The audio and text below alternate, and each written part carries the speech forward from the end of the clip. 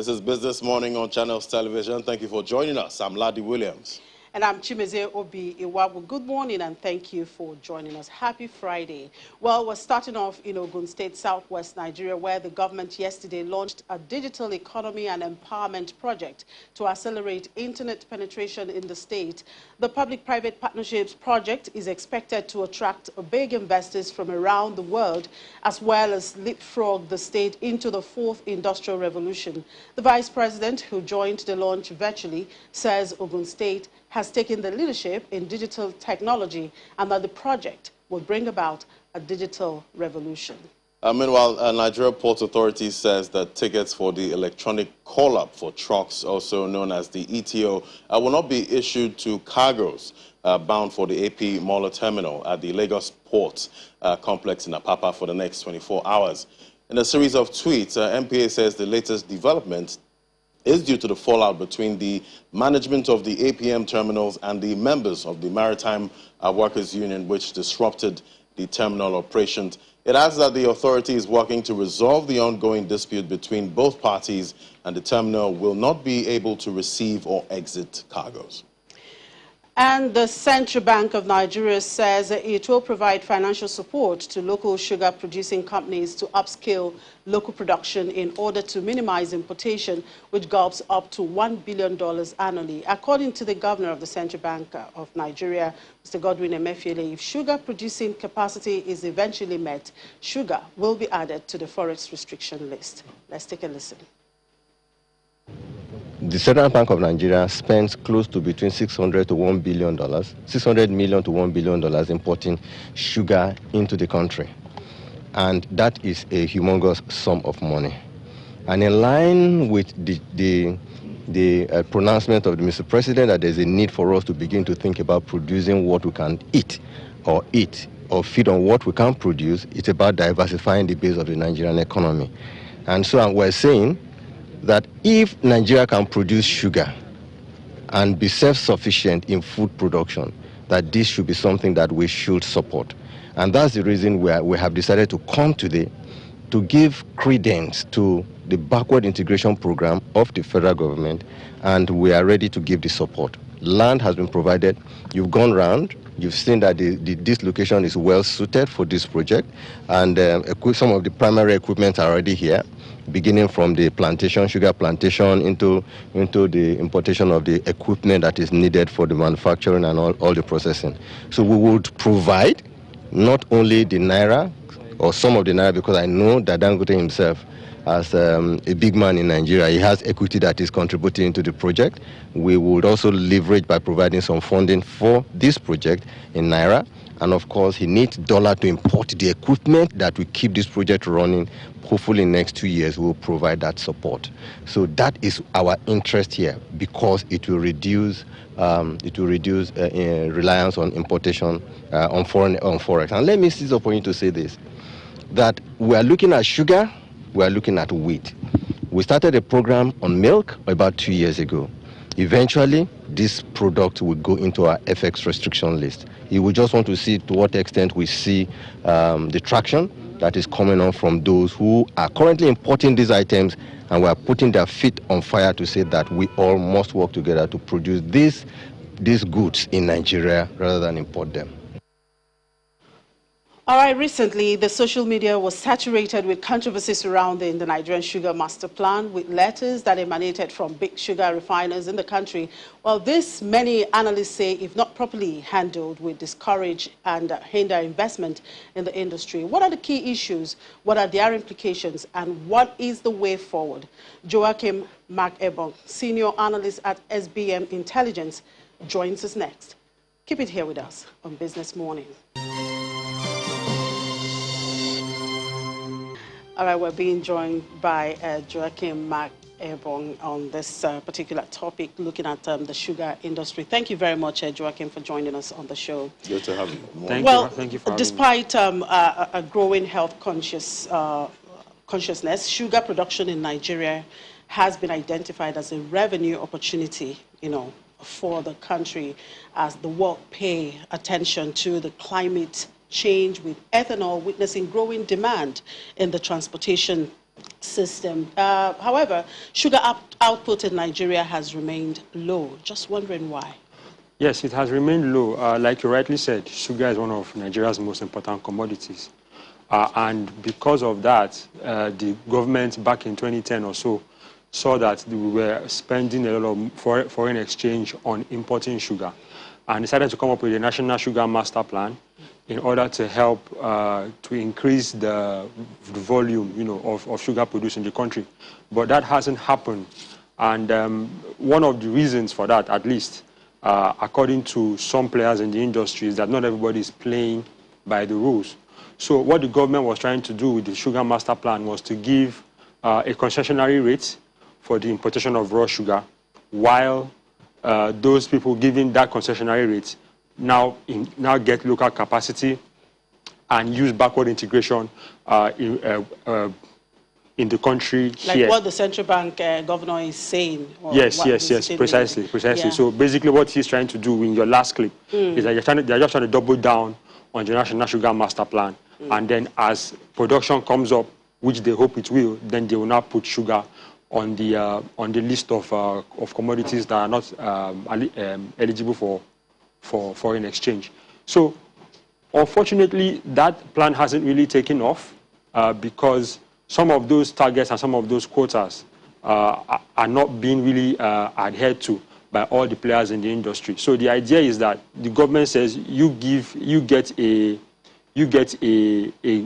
lower rate to import sugar, raw sugar, while you are trying to ramp up production. But that is focused on certain benchmarks. Now, those benchmarks, unfortunately, are self-reported, so there is now the need for the government to begin to verify many of those claims in order to know who is abiding by the standards so that the incentives are properly aligned, and then we can begin to see the increase in production. So perhaps is these discrepancies that we saw what happened this past week over the social media, where there's a lot of argument about what's happening in that sector. Yes, and there is a lot of back and forth among these players. On one hand, it is being alleged that one of them is using the export processing zone, the lower rates that apply in the zone there to put in, but instead of using the sugar produced there for exports, is putting the sugar back into the local market, and creating distorting the market, as it were. Well, there's another allegation saying that there's some sort of duopoly and price fixing and artificial scarcity being created. And so it's important now for the government, for the Ministry of Trade and Investment, to really step in and look at how the companies are abiding by the plan, because those quotas for imports are given based on their level of commitment to backward integration and the capacity that they have on ground and the capacity that they are building. But those need to be verified by ministry officials on the ground, and not just having them, speak for themselves, as it were, or maybe respond directly to allegations. That's not the role of regulation.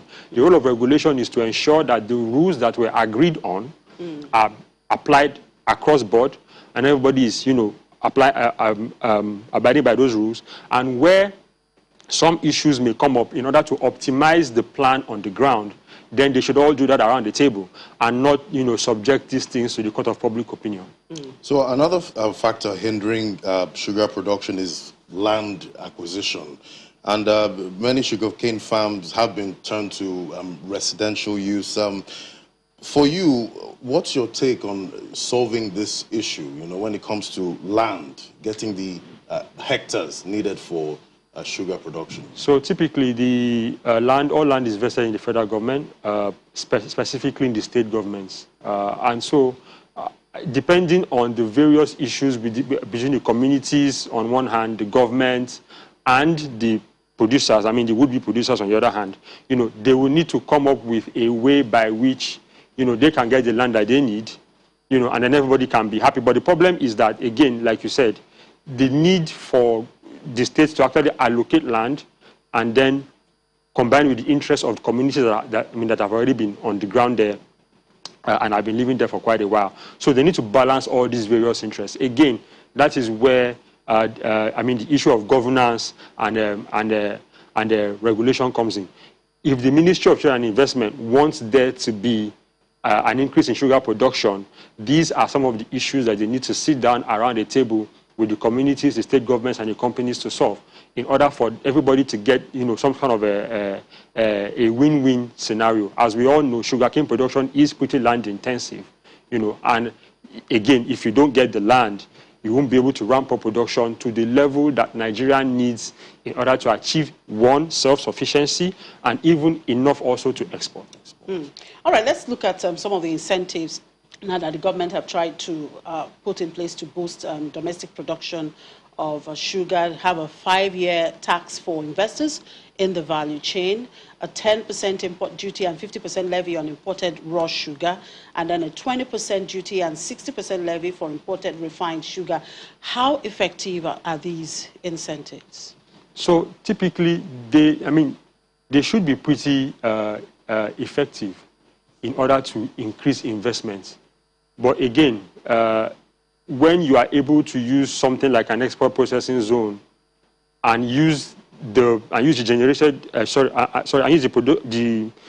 produced sugar not for export like it's supposed to be, because Nigeria is in dire need of foreign exchange, and part of the reason, and there are two ways to do that. You can conserve the one you already have, and you can also export goods and then get foreign exchange. So that is the plus there, and then on the minus side. But when you're not able to export like you're supposed to, like the regulation says, and there is not enough verification of that on the ground, so you have that issue where those incentives now begin to break down.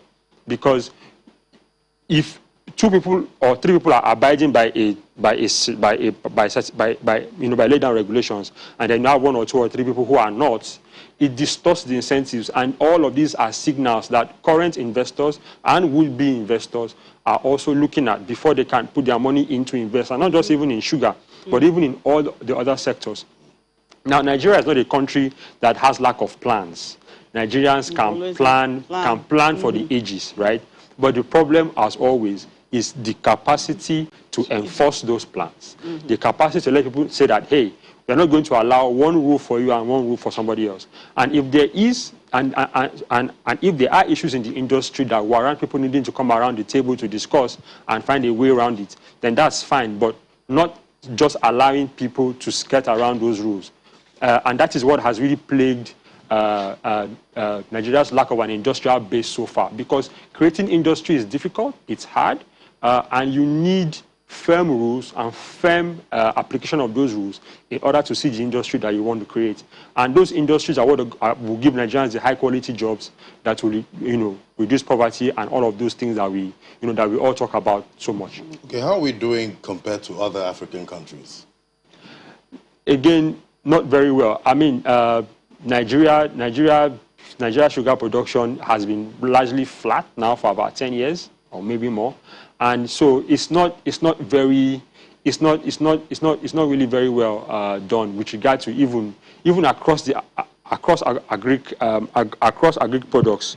Our yields and so on are well below the average for Africa. So we need to work a lot on those things. The yields, the mechanization, the use of irrigation and so on. So all of those things are the things that are really holding Nigerian agriculture back.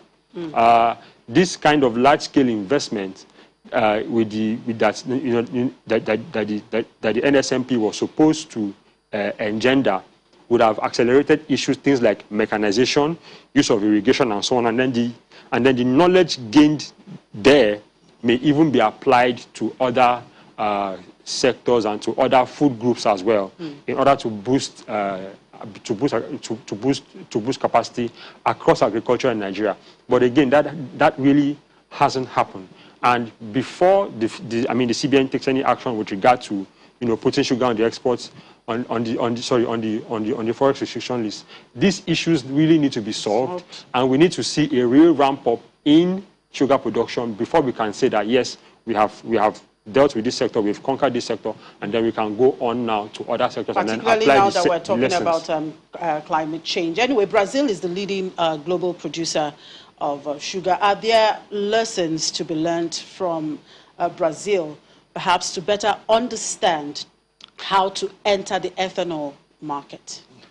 So the ethanol market, like you said, has been dominated by Brazil. But the thing is, Brazil's agricultural practices are quite a way ahead of Nigeria as well, and are also just the industrial know-how, the ability, the industrial base is significantly ahead of that.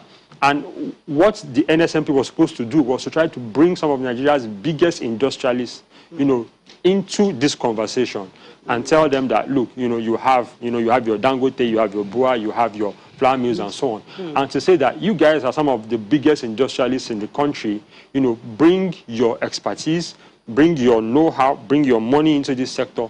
Let us see how we can conquer it. And the fact that we haven't done so is something that really the Ministry of Trade and Investment needs to look into.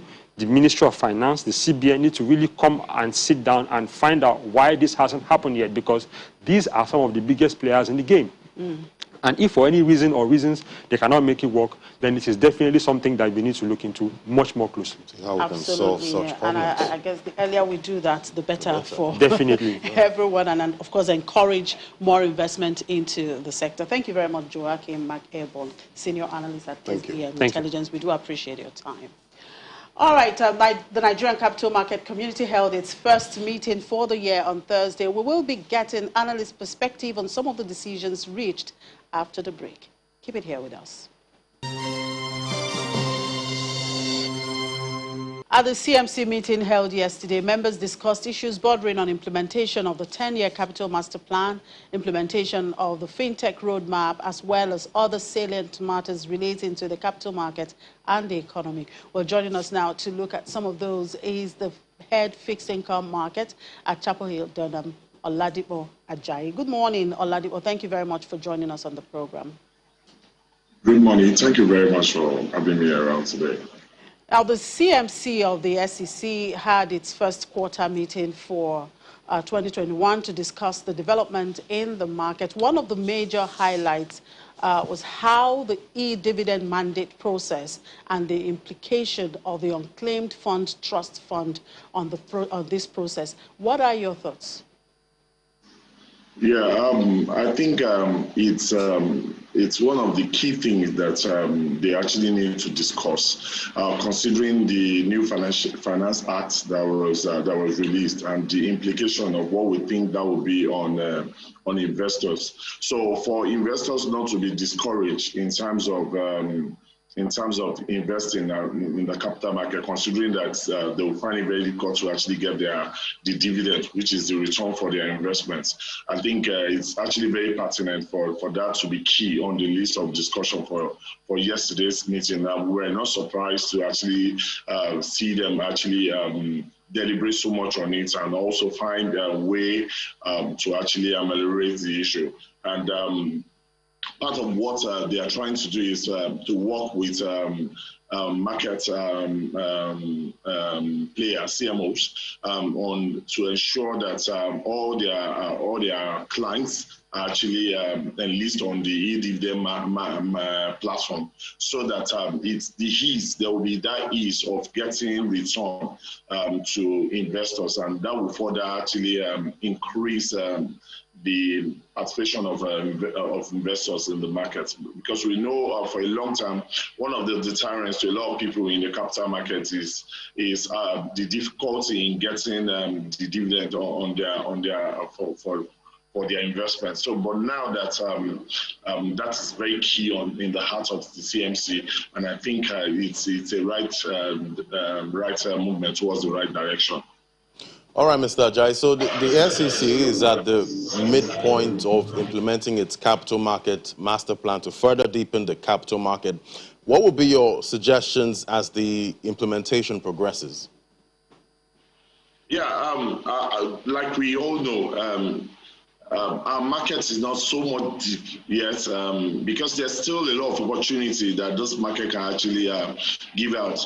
And if you notice yesterday, part of what was discussed is on how to actually use the capital market to actually correct the infrastructural deficit that we are currently going through in Nigeria. And I think that is also key. It's part of the master plan because we have a lot of infrastructural deficits, and the only way that we can actually fill those deficits is by using the opportunity that the capital market will actually bring to the table.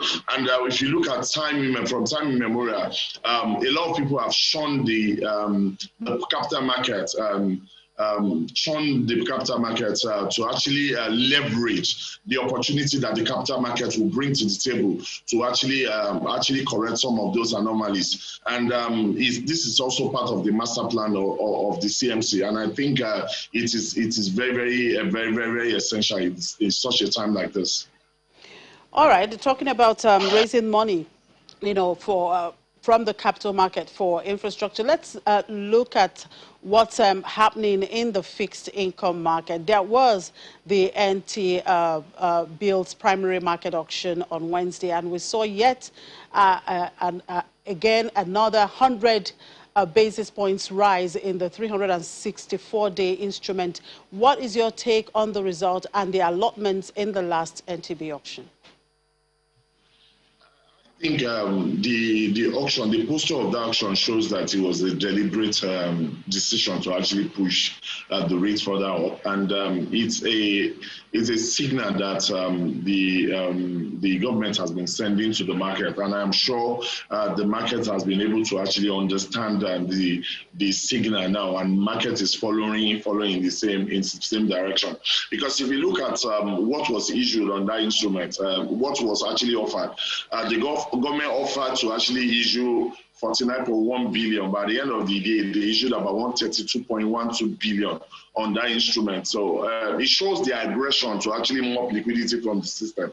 And if you look at this in tandem with what the body language in the last MTC meeting, you'll find out that they are going towards two different directions. One is accommodative, one is actually contractionary. And this is telling you that the government and the CBN now is trying to move from more of accommodative to more of a contractionary policy because of their desperation to actually mop liquidity from the system. And the way we are going, I'm sure we'll get to double digits faster than we actually expected.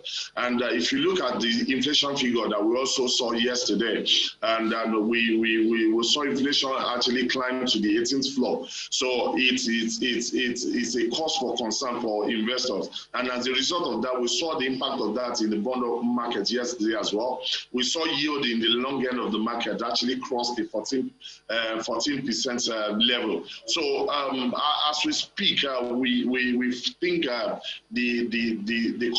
the direction has shifted from a more of accommodative perception to more of contractionary perception.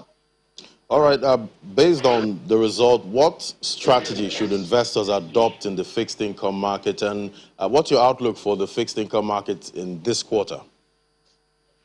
From my own side, I feel that the outlook is still very much bearish, and this is premised on the inflationary pressure that is still biting, and we have not gotten to the end of the road, and it's still going upside. And considering a lot of things that are still in place, we have structural issues that we need to actually tackle. We have insecurity on the table that we need to handle, and those are things that will further push inflation up, and at the same time also push yield up. And at the same time, the level of liquidity that is maturing into the system this quarter is very, very small, and it's not enough to actually oil the system in this quarter. And as a result of that, we'll actually see that impact yield, and we'll see yield going northward in this quarter.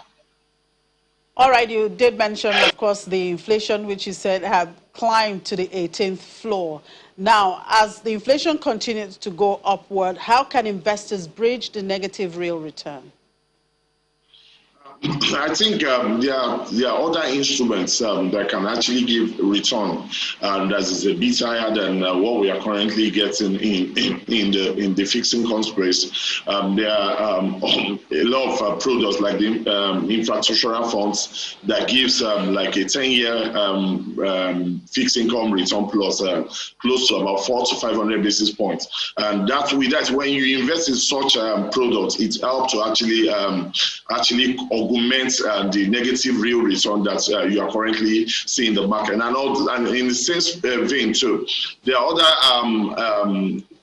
stocks in the markets that can give you a capital gain that can actually cover the current inflationary deficit that we are currently seeing in the market. So I think there are a lot of products in the market that can help. And for the fixed income space as well, a lot of people are moving into the short end of the curve. And one of the reasons is that so that as yields continue to go up, they can roll into the long end of the curve. So it's also a very good strategy as well as we speak currently in the market. So the BDCs have reported 1 trillion naira annual turnover. Should we be excited? To be realistic, I don't think there's anything to be excited about that. Because we are not feeling the impact of the markets right like that. And imagine such funds that the CBN is selling to the BZC on a weekly basis. Imagine the CBN actually pushing such liquidity into the IIN window. I'm sure we would have seen a better impact than what we are seeing in the FX markets now. So I think it's nothing to be excited about. And I think the CBN also needs to look at a way to actually divert liquidity into the IIN window where we can see the direct impact on the manufacturers and other people that are actually bringing productivity to the table. All right, thank you very much, Oladipo Ajayi, for your time today. Enjoy your weekend. Thank you very much. You're almost welcome. All right, let's do our opening calls to the market with Edidion Ewan. Eddie, well, the inflation number now on the 18th floor, but how did investors in the equities market react to those numbers yesterday? Chimi, I don't think anyone reacted positively to that numbers. Like, listening to your conversation with Oladipo, reeling out the outlook for the fixed income market, talking about inflation, talking about insecurity. Chimi, all these things still affect investors in the equities market. So as long as these things or the macroeconomy isn't put in place, investors are just going to be very cautious because at a time like this where inflation is at 18%, no one wants to be losing money. Higher. Exactly. So you don't want to lose money at this time. So you'd rather just wait on the sidelines to see what's happening, to observe that space before putting in any money so that you don't end up crying. But then maybe put it in a dollar fund. You have a point there. But then, I mean, Oladipo said that there are other instruments for investors to put their money in. So hopefully people are listening to that and they could also take advantage of that so that in the end, you don't have money sitting down there and not gaining any interest for you, and then you can put it in some other instrument to get more money. But let's just look at the market numbers now. The All-Share Index was down 0.17%. At 38,571.89 points. Now, the month-to-date losses rose to about 1.2%, while the year-to-date losses rose to about 4.2%. The equity cap was at 20.186 trillion naira. But to talk more about the market is Mohammed Jamiu, a stockbroker at Equities Securities and Funds. Good morning, Mr. Jamiu. Thank you for joining us on the program. Good morning. So Chimi and I just spoke about inflation numbers which came into the market yesterday. Now, how do you think investors are going to navigate the high inflation rate and then the rates that they're getting from stocks? Okay, thank you. It's nice to be here on the program. The inflation rate has been announced, and we saw it around 18%, 18.14%. And what it means is that the investors are losing money if you are not investing your whatever you have. So and even going to the fixed income rate, you see the fixed income rate going up as we have it right now. But despite the fact that it's going up, it's still around 8 to 10%. And if you invest in this instrument, that shows that you are still losing money when the inflation rate is around 80%. So the only market that can give you investment adjusted rate of return is equity market. And you look at a stock like Zenith Bank, for example, the yield on Zenith Bank, dividend yield on Zenith Bank is around 15%. So, but these days, what we have witnessed in the market is that we have a situation whereby the investor choose to be passive in their investment strategy. So people want to go for risk-free investment instead of coming to equity market because of the high risk involved in the market. But that is not advisable because that market cannot give you the rate that can compensate you for the inflation rate as we have it today. So what we are saying so far is that the only market that can give you such return as we think is the equity market. All right, Mr. Jamiu, I mean, some would argue that what they're seeing at the equities markets cannot be compared to what they're seeing at the fixed income market, but we're not here to decide that. But how long do you think that the bearish run in the market will be sustained, and when should we start seeing some profit taking, or rather some bargain hunting or positive sentiment? Yeah. You see, equity market and fixed income market is an alternative market. They substitute for each other. So whenever investors feel comfortable with fixed income market, they go for fixed income market. So as you see today, and you see the rate going on in the fixed income market, and you see some investors playing in that segment of the market. But I still reiterate the point that the market that can only give you the return that you want and that can compensate you for inflation rate is this capital market. So what we have currently, we see a situation whereby investors choose to go to do a kind of passive investment. They want the safety of their investment. That is why some of them are going into fixed income market and they are comfortable with fixed income. So now, as we have it now in the market is a bit quiet. We have low volatility in the market. You can see the marginal loss that we are having since on Monday, except yesterday that we have again. So what it means, what I'm saying in essence is that the market that we have now is going to be a kind of marginal loss or marginal gain because of the fact that there is no much activity in the market as we have today. Because if you look at the value traded and the volume traded, they are still not as much as we expect in the market. So in the market as we have it now, we are going to continue to have it in this manner until when investors have come back to the market and say, okay, they are ready to take the rate that can compensate them for inflation rates other than fixed income market. Okay, let's talk about sectors now. We've seen huge declines from the insurance goods sectors in the last couple of trading days. What's happening on that counter?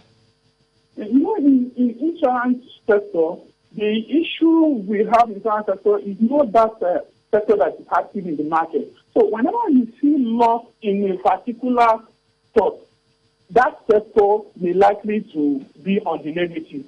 So, and we have Mansard that lost yesterday. So the loss in the market, Mansard pushed the sector down because other insurance sector remain they are at the par value, almost at the par value. Like if you look at universal insurance, you look at, I don't want to mention many of them.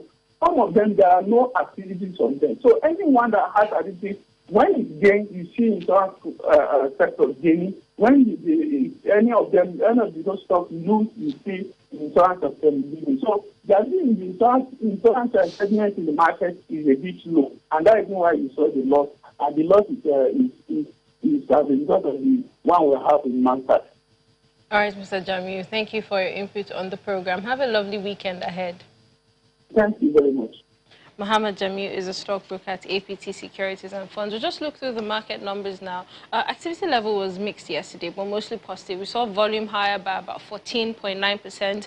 Value was, however, lower, while we saw 4,158 deals. Sectoral performance was also mixed. The banking sector was down 0.97%. We saw declines from Zenith Bank, from GT Bank, from UBA, and from Stanbic Bank. Consumer goods was up 0.12%, and that was largely driven by the gains from Guinness. Now, we recall that there had been some losses on that count on the brewers in this week, so investors just decided to take advantage of the lower price of some of those stocks. Industrial goods is down 0.18%. And that was due to the declines we saw on Lafarge Wapco yesterday. Insurance was down 2.75%, while oil and gas gained 0.09%. The unlisted securities markets, we finally saw some profit taking in that market, as this market has been on the rise. Or we've seen the bullish sentiments for a couple of trading days now. And then yesterday, that market was down 0.32% at 764.30 points, while the market cap was at 543.27 billion naira. We saw about 832,000 units worth 17.86 million naira traded in 33 deals. The bond market was bearish yesterday as we saw yields continue to rise in that space. And just like the person from Chapel Hill had said, it's gotten to the double-digit points now. We saw yields, however, decline at the short end of the curve. But at the long end, at the mid end of the curve, we saw yields expand in that space due to some interest in the March 2027 and April 2014 9 bonds. There were 19 deals worth 6.41 billion naira on the bond market yesterday. The Nigerian Treasury bills market, we saw some activity yesterday as well.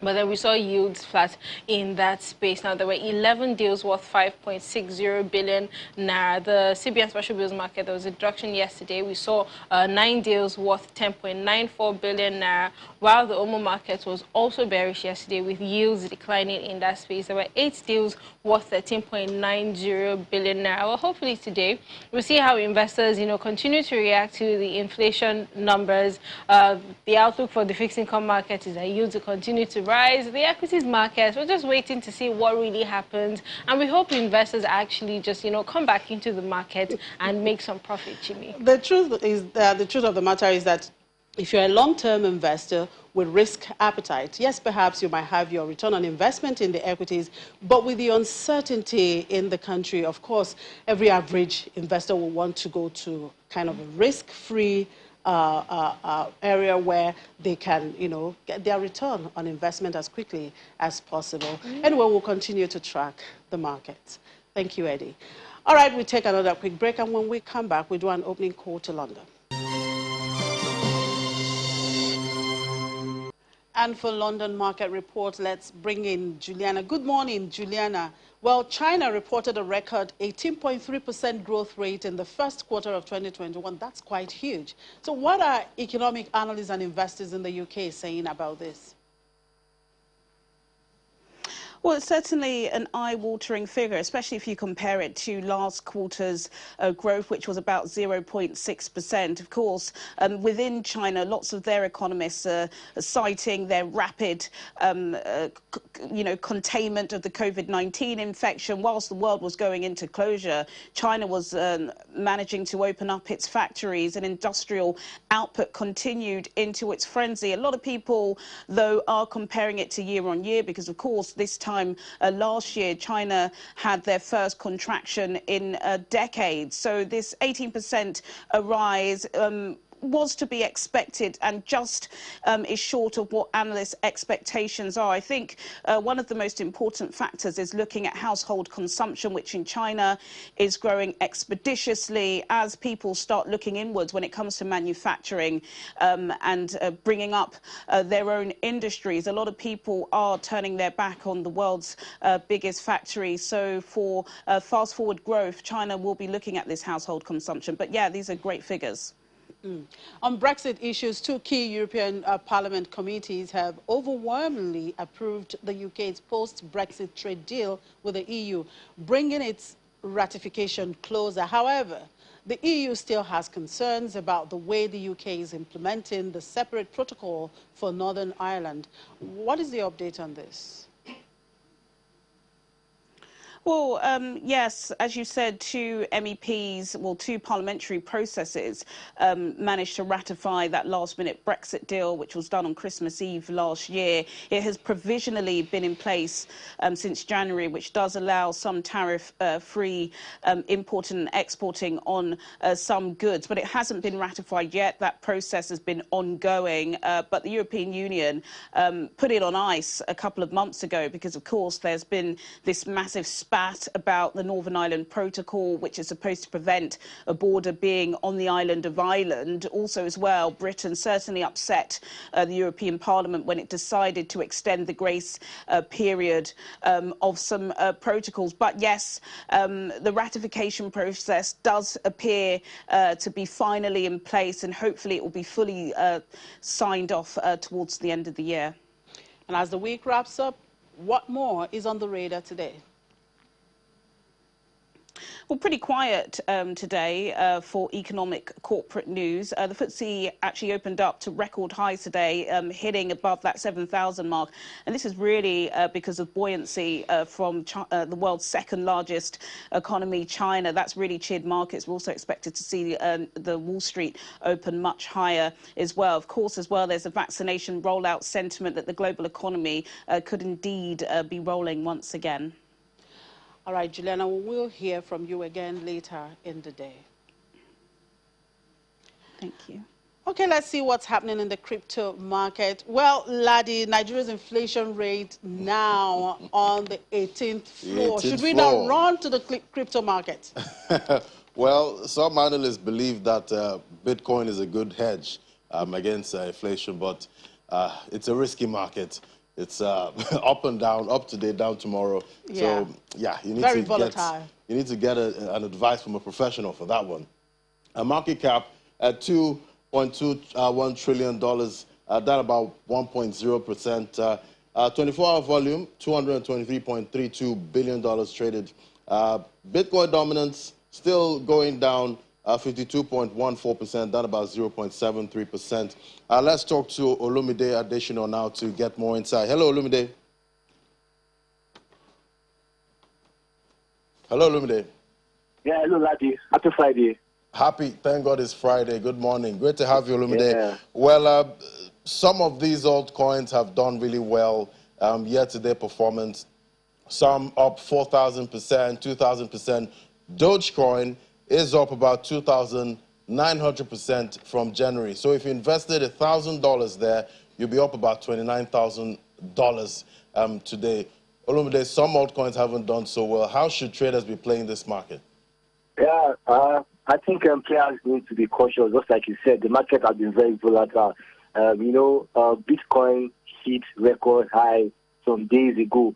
And what institutional investors did was that they moved funds from their Bitcoin holdings to these altcoins, and we could see record gains triggered by the comments of Elon Musk talking about Doge in mass, and that propelled a lot of momentum in that market. And also, Ripple seems to be scoring record gains in their legal tussle with SEC, also had momentum. But you see, the volatility in this market makes it very dangerous for investors to have so much exposure in it.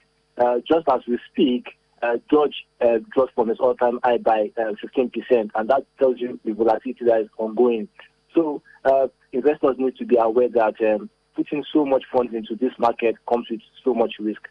So right now, the narrative is that people are reducing their position, and that's how we could see happening even in the IPO that that just happened with Coinbase.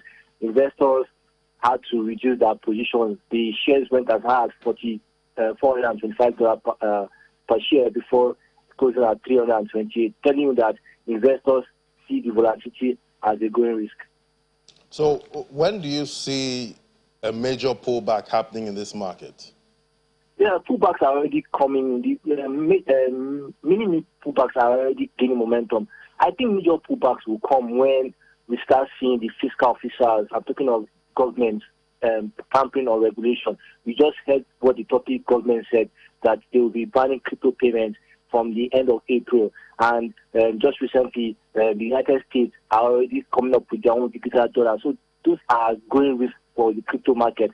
So I expect that once the government regulation start to gain strong momentum, then this will climb on the bullish front. But albeit the market is here to stay, and we see that Bitcoin is already becoming a mainstream investment.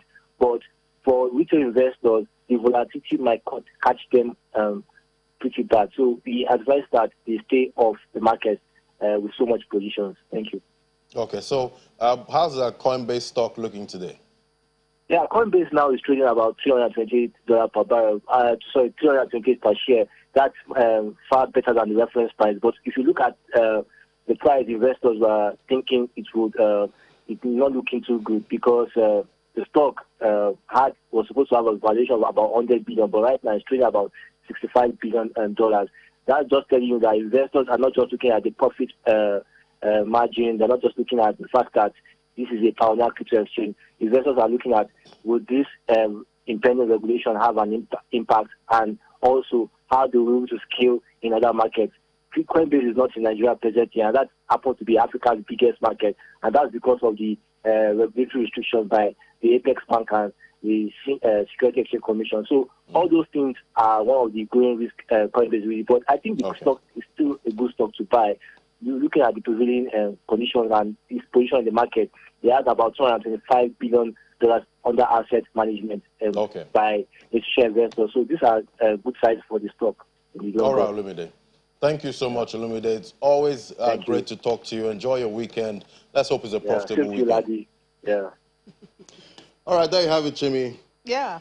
Highly Well, talking about market. profitable weekend, so just wondering, those altcoins that you mentioned, Dodge, XRP, that's the Ripple. Yeah, wondering Ripple. what's happening Yeah, to that. To be, ZRS, should we be watching this altcoins going into the for me, weekend? it's better to watch the ones that have not moved up so much so that you don't buy the top, because when these coins actually go up so much, they have a major pullback, and you don't want to be, trapped there. Just like Olumide said, there is a very volatile market. Very it's volatile. A risky market. If you have the risk appetite, it's okay.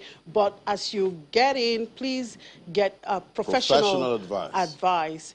Anyway, that's where we draw the curtain on today's edition of the program, and of course, for the week. Thank you for watching. I'm Chimeze Obi Iwagu.